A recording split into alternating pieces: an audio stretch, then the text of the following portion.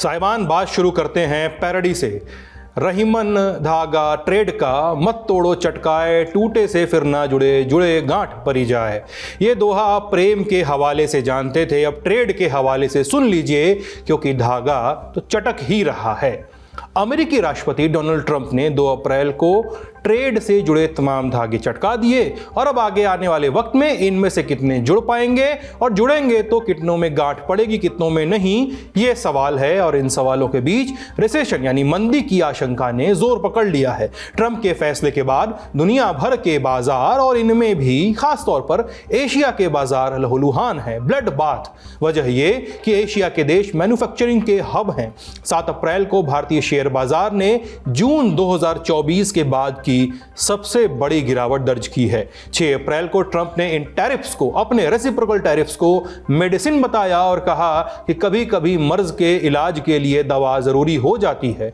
Trump की यह दवा उनके मर्ज के लिए कितनी असरदार होगी ये तो कहना मुश्किल है, लेकिन दुनिया के लिए यह दवा एक खुद बीमारी बनकर सामने आ गई है। तो आज के शो में हम जानेंगे कि ट्रंप का टैरिफ वॉर दुनिया को कहां लेकर जाने वाला है, क्या मंदी आने वाली है और भारत इन सब से निपटने के लिए क्या करेगा। नमस्ते, हम हैं सिद्धांत और आप देख रहे हैं इंटरनेशनल खबरों का डेली बुलेटिन दुनियादारी। Brought to you by Candid and Sensodyne K. Candid dusting powder, 4 skin problems का एक expert solution. Candid dusting powder, हटा खुजली, लगा कैंडिड। सबसे पहले एक क्विक रिकैप। 2 अप्रैल की रात का वो सीन याद करिए कि जब व्हाइट हाउस के रोज गार्डन में ट्रंप ने अपना भाषण शुरू किया। 100 से ज्यादा देशों की एक लंबी लिस्ट निकाल ली। दृश्य कुछ ऐसा जैसे कोई बोली लगा रहा हो। बारी बारी से ट्रंप देशों के नाम ले रहे थे। इस लिस्ट पर देशों के नाम थे और उनके नामों के सामने ट्रंप टीम के गुणागणित, एकदम अजीब से गुणागणित से बने आंकड़े। भारत पर 26% टैरिफ लगा दिया, चीन पर 34, पहले से 20 लगाया हुआ था, जोड़ जाड़ के हो गया 54। इसी तरह यूरोपियन यूनियन पर 20%, बांग्लादेश पर 37, जापान पर 24 और लंबी चौड़ी लिस्ट बन गई। SLS और पैराबेन गॉन, तो इसका करंट ऑन। What then? इसके पोटेशियम आयंस करें टूट का करंट गॉन, लाइव का करंट ऑन। ये सब 9 अप्रैल से लागू होगा। एक आध दिन 2 दिन हैं, यानी असल टैरिफ के लागू होने से पहले ही असर दिखने लगा है। कैसे? दरअसल 2 अप्रैल को ही ट्रंप ने अमेरिका में आने वाले सामानों पर एक नई बेसलाइन टैरिफ भी लगाई थी। बेसलाइन को ऐसे समझिए कि अमेरिका में आने वाले हर सामान पर लगेगा ही लगेगा।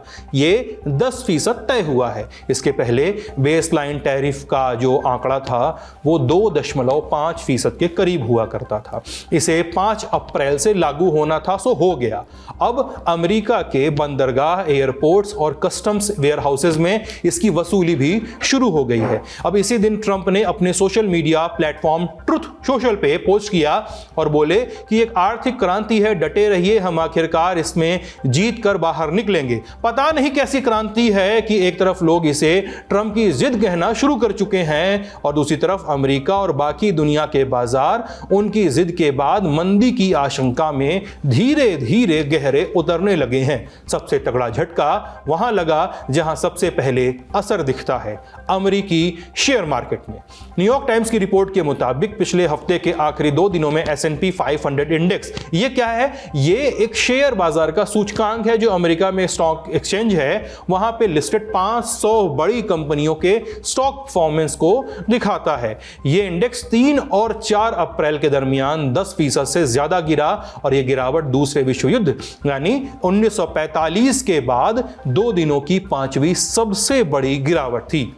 सिर्फ इतना ही नहीं, पूरे हफ्ते की बात करें तो S&P 500 ने द्वितीय विश्व युद्ध के बाद का अपना नवा सबसे खराब हफ्ता दर्ज किया और अगर डर की हवा को मापना हो तो ध्यान जाता है VIX इंडेक्स पर। आप इसे वॉल स्ट्रीट में खतरे का निशान भी कह सकते हैं। यह इंडेक्स भी उसी मुकाम पर पहुंच गया है जहां पहले सिर्फ 2 बार देखा गया था। कब? 2008 की बैंकिंग क्रैश के दौरान और 2020 की कोरोना महामारी के दौरान। अब बात तेल की करते हैं।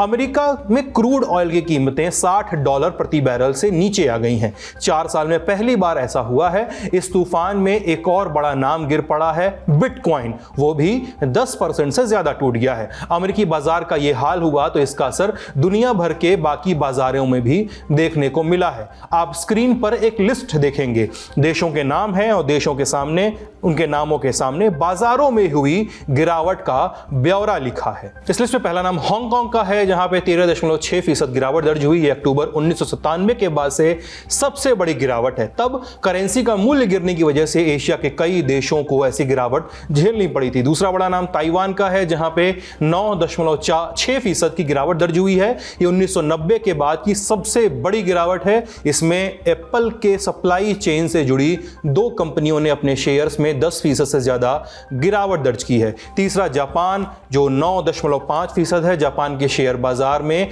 1987 और अगस्त 2024 के बाद ये तीसरी सबसे बड़ी गिरावट है। और भी देश हैं, जैसे उनकी इस लिस्ट जो है आप स्क्रीन पर देख सकते हैं, लेकिन इसमें जो बहस तलब नाम है इस समय वो है भारत का, जहां पर 4.1% की गिरावट दर्ज की गई है। भारत वाले एंगल पर फोकस करें तो 7 अप्रैल को शुरुआती कारोबार में सेंसेक्स में आई दूसरी सबसे बड़ी गिरावट दर्ज की गई। इससे पहले साल 2024 के लोकसभा चुनाव के नतीजों के बाद 4 जून 2024 को बाजार करीब 6% तक लुढ़क गया था। इस दिन सेंसेक्स करीब 4,390 अंक गिरा था। भारतीय बाजार की स्थिति का विस्तार से विश्लेषण देखने के लिए आप लल्लन टॉप का फाइनेंशियल खबरों का जो बुलेटिन है, खर्चा पानी, वो और हमारा जो डेली न्यूज शो है लल्लन टॉप शो, उसका आज का अंक, इन दोनों शोज के आज के अंक आप देख सकते हैं। अब इस लिस्ट में नाम तो रूस का भी है। रूस के शेयर बाजार में 3.8% की गिरावट दर्ज हुई है। सबसे ज्यादा असर रूस के तेल की कीमतों पर पड़ सकता है। रूस की अर्थव्यवस्था के लिए तेल बिक्री से कमाया मुनाफा बेहद जरूरी है। यूक्रेन वाली जंग की फंडिंग भी इसी पैसे से होती है। दिलचस्प यह है कि ट्रंप की टैरिफ लिस्ट में रूस का नाम नहीं था। बहरहाल ये तो 10% के बेसलाइन टैरिफ का असर था। 11% से लेकर 50% तक के रेंज वाले रेसिप्रोकल टैरिफ तो अभी लगेंगे 9 अप्रैल से। बेस टैरिफ से ही इतना खून खराबा हो गया। अब हमने जानकारों से पूछा कि बाजार के इस गत को कैसे देखा समझा जाए, आगे क्या हो सकता है, सुनते हैं। इसमें डिपेंड करता है कि बाकी देश, बाकी कंट्रीज किस तरह से रिएक्ट करती हैं। अगर बाकी कंट्रीज भी रिटेलिएटरी टैरिफ इंप्लीमेंट करती है यूनाइटेड स्टेट्स के खिलाफ और सब यही करती हैं, तब हम मंदी की तरफ जरूर बढ़ सकते हैं। और मंदी की तरफ बढ़ना, मुझे लगता है ये जो शुरू किया है सिलसिला ट्रंप ने, मंदी की तरफ बढ़ना, मुझे लगता है ये होगा, जरूर होगा। लेकिन अगर दूसरे देश ने भी रिटेलिएट करना शुरू किया और अगर काउंटर रिटेलिएशन हुआ यूनाइटेड स्टेट्स से और उसके बाद काउंटर रिटेलिएशन फिर से हुआ बाकी कंट्रीज से, तो मुझे लगता है मंदी की तरफ जरूर बढ़ेंगे। लेकिन एक तो पहला तो सवाल यह है कि स्टॉक मार्केट नेगेटिवली फिर से रिएक्ट करेंगे जब रेसिप्रोकल टैरिफ्स पूरी तरह इंप्लीमेंट हो जाएंगे। मुझे लगता है कि स्टॉक मार्केट जो है, जो रिएक्शन होता है स्टॉक मार्केट का, फाइनेंशियल मार्केट्स का, वो थोड़ा एंटिसिपेट कर लेता है कि आगे क्या होने वाला है। तो जिस तरह से आज हुआ है, जो पहले का जो फर्स्ट फेज में जो इम्प्लीमेंट किया है, मुझे नहीं लगता कि जब दूसरे फेज में जब रेसिप्रोकल टैरिफ्स पूरी तरह इंप्लीमेंट हो जाएंगे इतना बड़ा रिएक्शन होगा, क्योंकि वो एंटिसिपेट कर चुका है स्टॉक मार्केट। तो होगा रिएक्शन, नेगेटिव रिएक्शन होगा, लेकिन इतना नहीं होगा जितना आज हुआ। आज तो काफी जबरदस्त रिएक्शन। डोनाल्ड ट्रंप ने इन शेयर्स की गिरावट को लेकर अपनी प्रतिक्रिया भी दी थी, जो बड़ी अजीब है। 5 अप्रैल को ट्रंप बोले कि उन्होंने जानबूझकर ऐसा नहीं किया और वो ये नहीं बता सकते कि आगे क्या हो सकता है। ट्रंप के इस बयान के बाद आशंकाएं और गहराई हैं। मैं किसी का भी नुकसान नहीं चाहता, लेकिन कभी कभी बीमारी के इलाज के लिए दवा लेनी पड़ती है। बाकी देशों ने हमारे साथ बहुत बुरा किया है। ऐसा हो सका क्योंकि हमारे मूर्ख नेताओं ने ऐसा होने दिया। उन्होंने हमारे व्यवसाय, हमारा पैसा और हमारी नौकरियां छीनी हैं। जब ट्रंप अपने नए टैरिफ से बाजारों में बवंडर ला रहे हैं, तब बाकी दुनिया क्या कर रही है? एक वाक्य में इसका जवाब दें तो बात यह है कि कुछ देश बातचीत से हल निकालना चाहते हैं, तो कुछ देश जवाबी हमले की कार्रवाई कर रहे हैं। एक एक करके उदाहरण देखते चलते हैं। चीन इस देश का नाम सबसे पहले इसलिए क्योंकि अमेरिका का सबसे बड़ा प्रतिद्वंदी है और इकलौता ऐसा देश है जिसने अब तक ट्रंप के साथ तू डाल डाल तो मैं पात पात की चाल चली है। खुलकर जवाब दिया है। 2 अप्रैल के बाद चीन पर अमेरिका का टैरिफ हो गया था 54%। ट्रंप के ऐलान के अगले ही दिन चीन ने अमेरिका से आने वाले सामान पर 34% टैरिफ लगा दिया।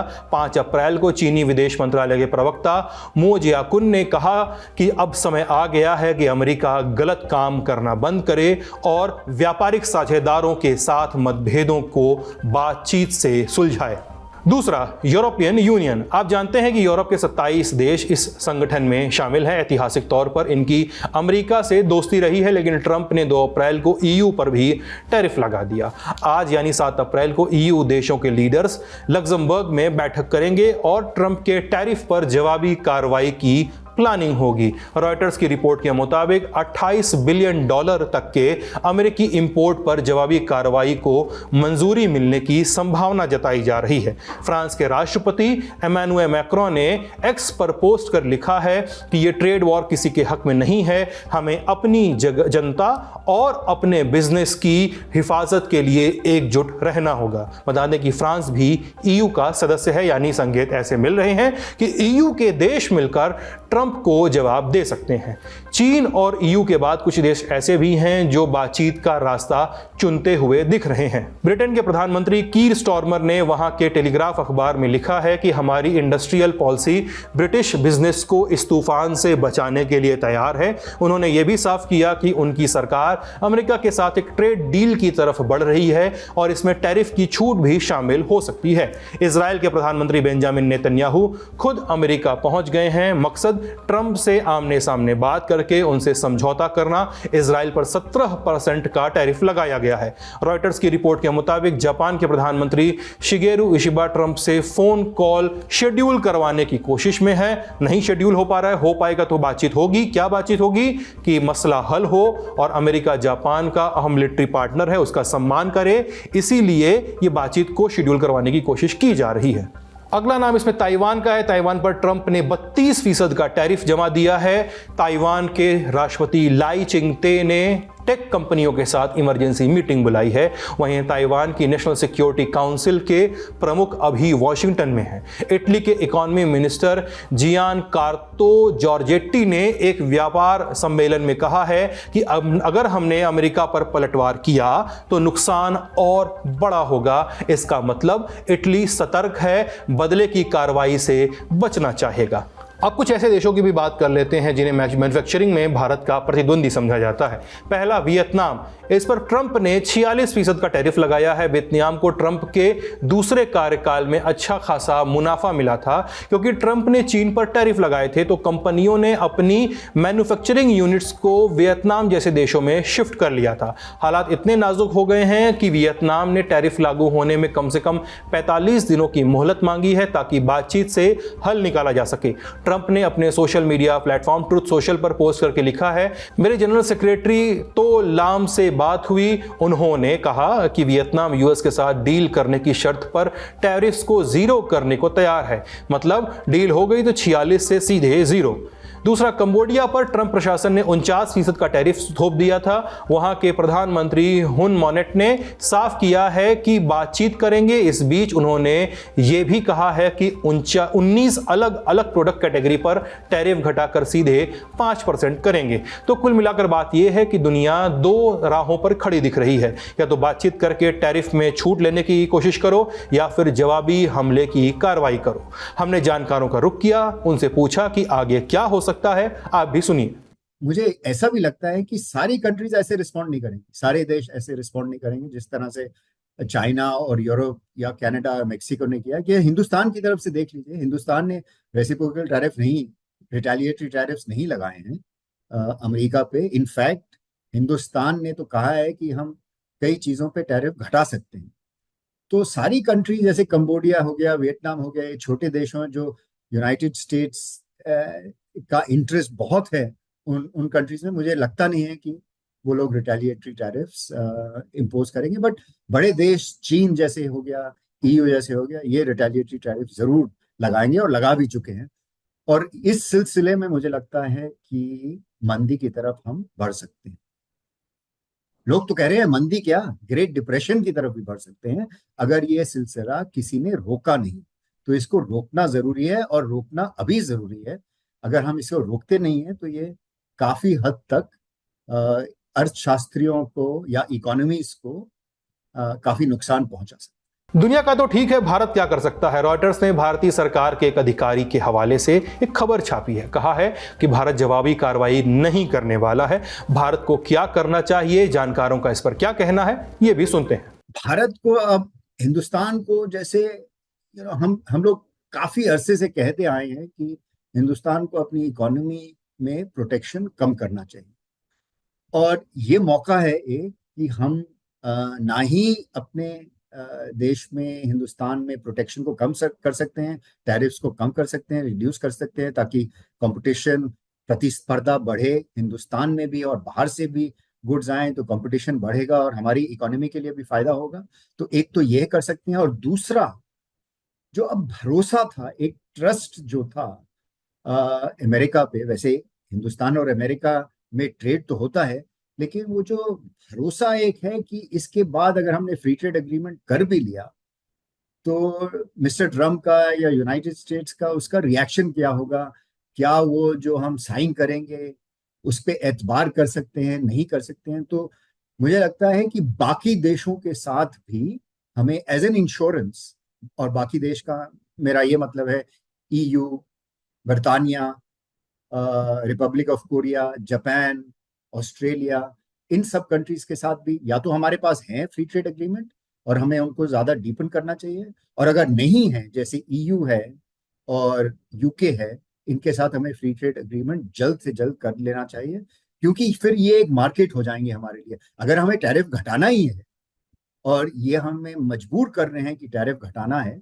तो हमें इससे एक फायदा लेना चाहिए, और वो फायदा ये होगा कि यूनाइटेड के स्टेट्स के साथ भी फ्री ट्रेड एग्रीमेंट कर ले, लेकिन उनका भरोसा, अगर हमें ज्यादा भरोसा नहीं है कि ये एग्रीमेंट काफी सालों तक चलेगा, EU और ब्रिटेन या UK के साथ भी हमें फ्री ट्रेड एग्रीमेंट कर लेना चाहिए। दुनिया की हुकूमतें अभी ट्रंप के नए टैरिफ्स का जवाब तय कर ही रही थीं कि अमेरिका के शहरों में लोगों का सब्र जवाब दे गया। 5 अप्रैल को देश भर में लाखों लोग सड़कों पर उतर आए ट्रंप और एलन मस्क के खिलाफ। इसको ट्रंप के दूसरे कार्यकाल में सबसे बड़ा आंदोलन, उनके खिलाफ हुआ सबसे बड़ा आंदोलन माना जा रहा है।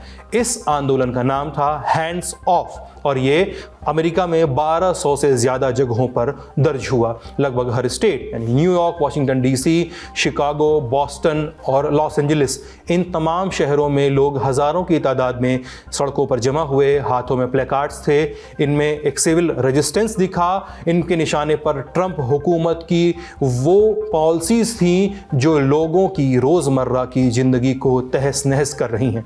प्रोटेस्ट के दौरान पोस्टर्स पे लिखा था कि चाहे ये हमला हमारे लोकतंत्र पर हो, नौकरियों की तबाही पर, प्राइवेसी के खिलाफ हो या हमारी बुनियादी सहूलियतों की कटौती पर, हम एक मुकम्मल और खुली बगावत दर्ज कर रहे हैं।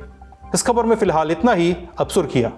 माँ मुझे माफ़ कर देना, दूसरों की मदद करने के लिए मैंने ये रास्ता चुना था। मौत से ठीक पहले रिफात रद्वान के ये आखिरी लफ्ज़ थे। रिफात उन 15 राहत कर्मचारियों में से एक थे जिनके बीते दिनों इजराइल के हमलों में मौत हुई। रिफात के आखिरी शब्द एक वीडियो में कैद हो गए। ये सब कब कैसे शुरू हुआ समझने के लिए चलिए 23 मार्च की तारीख पर। जगह गजा पट्टी में बसा रफा शहर। सुबह होने ही वाली थी। राहत कर्मचारियों और फायर ब्रिगेड का काफिला गजा में घायलों के पास से जा रहा था। एम्बुलेंस में रेड क्रेसेंट का निशान बना हुआ था और इमरजेंसी सिग्नल लाइट ऑन थी, लेकिन काफिले पर इजरायली आर्मी ने हमला बोल दिया। हमले के दौरान 2 राहत कर्मचारियों को यूनिफॉर्म पहने गाड़ी से बाहर निकलते देखा गया। उनको मिलाकर हमले में कुल 15 राहत कर्मचारियों की मौत हुई। सभी की लाशों को वहीं दफन कर दिया गया। 1 हफ्ते बाद लाशें मिली। इजराइल आर्मी से जवाब मांगा गया तो सफाई दी कि गाड़ी में ऐसी कोई पहचान नहीं थी कि वो राहत कर्मचारियों की गाड़ी है। वो तेजी से आगे बढ़ रहे थे जैसे हमला करने जा रहे हों, लेकिन बाद में वीडियो सामने आया तो सब साफ हो हो गया। फिर इजरायली आर्मी ने बात पलटी, कहा कि वीडियो की जांच की जाएगी, हो सकता है कि पहले रिपोर्ट तैयार करने में कोई गलती हो गई हो। यूनाइटेड नेशंस और रेड क्रिसेंट ने भी मामले की स्वतंत्र जांच की मांग की है। इसके अलावा हमास ने दक्षिणी इजराइल में ताबड़तोड़ एयर स्ट्राइक की है। हमलों में करीब 9 लोगों के घायल होने की खबर है। दूसरी तरफ गजा की हेल्थ अथॉरिटी के मुताबिक 6 मार्च को इजरायली हमलों में करीब 39 फिलिस्तीनियों की मौत हो चुकी है। जंग के इतर इजरायली प्रधानमंत्री बेंजामिन नेतन्याहू अपने चुनिंदा मित्र देशों की यात्रा पे हैं। पिछले हफ्ते नेतन्याहू हंगरी में थे और अब वो अमेरिकी राष्ट्रपति डोनाल्ड ट्रंप से मिलने अमेरिका पहुंच चुके हैं। अगली सुर्खी सऊदी अरब से है। सऊदी अरब ने भारत समेत 14 देशों के बिजनेस और फैमिली ट्रिप वीजा पर बैन लगा दिया है। वजह बताई है हज यात्रा से जुड़ी भीड़। मीडिया रिपोर्ट्स के मुताबिक ये बैन टेम्पररी है। हज यात्रा के समाप्त होने पर बैन भी हटा दिया जाएगा। जिन देशों के वीजा बैन हुए हैं उनमें Bangladesh, Pakistan, Sudan, Yemen, Iraq और इंडोनेशिया जैसे देश भी शामिल हैं।